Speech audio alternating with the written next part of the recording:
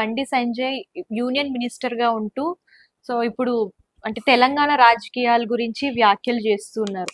ఇటొస్తే ఈటెల రాజేందర్కి ఇప్పుడు వరకు ఏ పోస్ట్ ఇవ్వలేదు. దీని వెనకాలంతా బీజేపీ ఏమైనా పొలిటికల్ స్ట్రాటజీ ఏమైనా నడుస్తుందా సార్? ఎందుకు ఆయనకి ఇంకా పోస్ట్ ఇవ్వలేదు? నో నో నో బీజేపీ ఎప్పుడు కూడా ఒక ఆర్ఎస్ఎస్ భావజాలాలతో ఉన్న పార్టీ. బీజేపీ మీరు బీజేపీలోని చేసిన వాళ్ళు ఎవరు కూడా పార్టీ మారరు. మీరు అబ్జర్వ్ చేసుకోండి.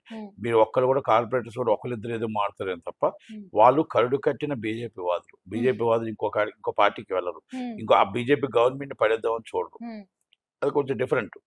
కనుక వాళ్ళకు ఒక భావాలు ఎక్కువ ఉంటాయి. అందుకని వాళ్ళు ఏం చేస్తారంటే సీనియారిటీని ఫస్ట్ నుంచి సీనియారిటీ ఎవరున్నారు, ఆర్ఎస్ఎస్లో ఎవరున్నారు, ఆర్ఎస్ఎస్ భావాలతో ఎవరున్నారు, బీజేపీని నమ్ముకొని ఎవరున్నారు, హిందుత్వాన్ని నమ్ముకొని ఎవరున్నారు, పార్టీని నమ్ముకొని ఎవరున్నారు, వాళ్ళు కొత్తగా వచ్చిన వాళ్ళకి కూడా ట్రైన్ ఇవ్వాలి తప్ప రాత్రి పోస్ట్ ఇచ్చే పార్టీ అయితే బీజేపీ కాదు. ఆశ చూపి బీజేపీ పార్టీ ఇచ్చి రండి అని చెప్పే పార్టీ కాదు. కనుక డిఫరెంట్ ఎన్నో సంవత్సరాల నుంచి కష్టపడితే బీజేపీ అధ్యక్షుడిగా బండి సంజయ్కి వచ్చింది. ఎన్నో సంవత్సరాలు కష్టపడితే ఎంపీ సీట్ వచ్చింది. అలాగా కార్పొరేటర్గా కూడా ఉన్నాడు ఆయన. కనుక కింద నుంచి వస్తారు ఈ ఆర్ఎస్ఎస్ నాయకులంతా. మీరు వెంకయ్యనాయుడు గారి దగ్గర నుంచి మీరు అందరినీ చూసుకోవచ్చు. కనుక అందుకనేసరి బండి సంజయ్ గారు మాట్లాడిన వ్యాఖ్యలు, బండి సంజయ్ గారు, కిషన్ రెడ్డి గారు వీళ్ళంతా చిన్నప్పటి నుంచి ఉన్నారు. కనుక ఈటల రాజేందర్ గారు మొన్నే వచ్చారు. ఆయన ఎంపీగా గెలిచాడు, ఎమ్మెల్యేగా గెలిచాడు. కనుక ఆయన మరి ఈసారి బీజేపీ అధ్యక్షుడు వస్తుంది అనుకుంటున్నారు, బీసీ నాయకుడికి ఇవ్వాలనుకుంటున్నారు. డీకే అరుణ గారు వచ్చారు, ఆమె కూడా కొత్తగా వచ్చారు. ఈ కొత్తగా వచ్చిన వాళ్ళకి ఇస్తారా, పాత వాళ్ళకి ఇస్తారా అనేది ఇంకా తెలియదు.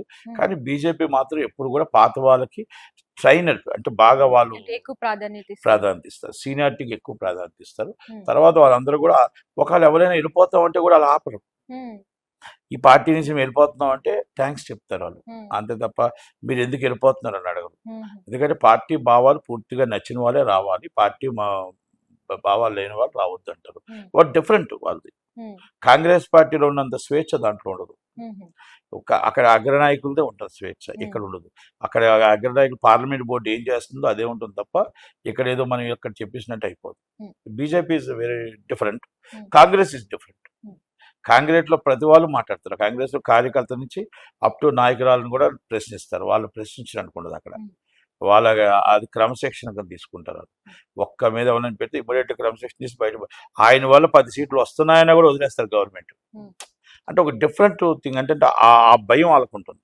సార్ రీసెంట్ గా చావా మూవీ రిలీజ్ అయింది. అది తెలుగులో రామ్ చరణ్ రీమేక్ చేస్తారని చెప్పేసి వార్తలు అయితే వస్తుంది. ఇందులో ఎంతవరకు నిజం ఉంది సార్? నిజంగానే రీమేక్ చేస్తారా తెలుగులో? యాక్చువల్గా సినిమా హిట్. ఆ సినిమాని అందరూ కూడా డబ్బింగ్ చేయమని అడుగుతున్నారు. ఎందుకంటే సినిమా బాగా ఆడుతుంది, తెలుగు డబ్బింగ్ చేస్తే బాగుంటుందని అడుగుతున్నారు. మరి ఇప్పుడు ఏదో మీరు చెప్తున్నారు మరి రామ్ చరణ్ గారు రీమేక్ చేస్తున్నారు. నాకైతే ఐడియా లేదు. ఒక వాళ్ళు రీమేక్ చేస్తే రీమేక్ కొండి చేస్తే మంచి సినిమా అవుతుంది. కానీ రామ్ చరణ్ గారు చేస్తారా లేదా, అది రీమేక్ అవుద్దా లేదా నాకు ఐడియా లేదు. ఎందుకంటే రీమేక్ ఆల్రెడీ 2 సినిమాలు ఆయనకు ఆల్రెడీ బుక్ అయి ఉన్నాయి. అదే నాకు తెలిసి 4 సంవత్సరాలు 5 సంవత్సరాలు అయిపోతుంది. ఈ సినిమా ఎలా చేస్తారు మధ్యలో నాకైతే ఐడియా లేదు. ఎందుకంటే ఒకటి వచ్చి బుచ్చిబాబు గారి సినిమా ఉంది, ఒకటి సుకుమార్ గారి సినిమా ఉంది. 2 సినిమాలు ఆల్రెడీ వెయిటింగ్ ఉన్నాక మినిమం 5 years పడుతుంది. తర్వాత మరి ఈ సినిమాలు ఎలా వస్తాయని నాకు అంత ఐడియా లేదు. థ్యాంక్ యూ సార్, మంచి ఇన్ఫర్మేషన్. థ్యాంక్ యూ అమ్మా, థ్యాంక్ యూ.